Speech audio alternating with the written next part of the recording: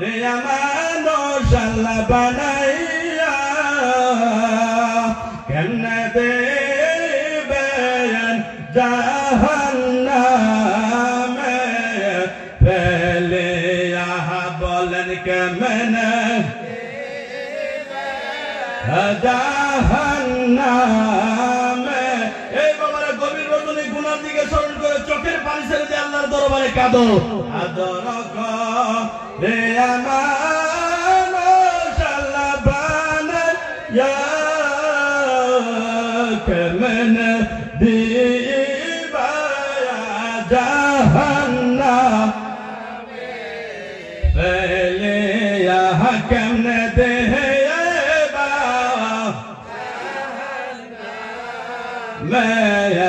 ফেলিয়া সকলেরে দরজা হইতে ফেলিয়া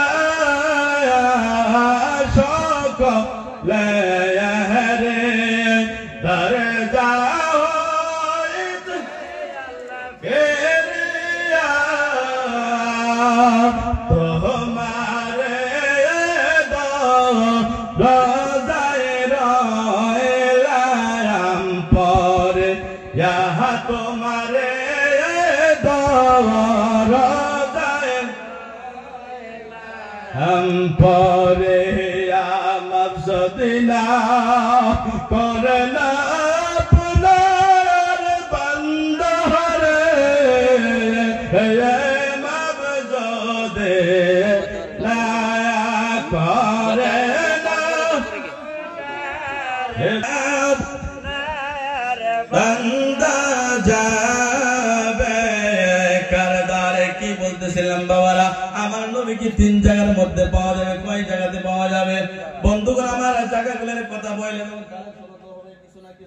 বাবা, এই জলসাটা আগের সামনে বছর আরো বড় হোক, লক্ষ লক্ষ মানুষ তরিকতের মাহফিল আমরা চাই কি চাই না?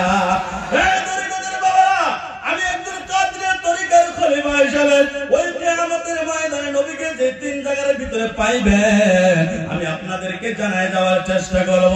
আমার ভাইরা বাবারা, এই 6টা লতিফা মানুষের ভিতরে আছে, আমি জানাই দেওয়ার চেষ্টা করব। 18টা মাকাম মানুষের ভিতরে আছে, আমি জানাই দেওয়ার চেষ্টা করব। এক একটা লতিফার দূরত্ব কত জায়গার কত দূরত্ব পর্যন্ত আছে আমি জানাই দেওয়ার চেষ্টা করব। আমার ভাইরা বাবারা, এক একটা লতিফার কর্ম কি, এক একটা লতিফার রং কি, এক একটা লতিফার খাদ্য কি, 6 লতিফার জিকির কেমনে হয় তরিকতের বাবারা জানাই যাওয়ার চেষ্টা করব। প্রথম কথা হলো কিয়ামতের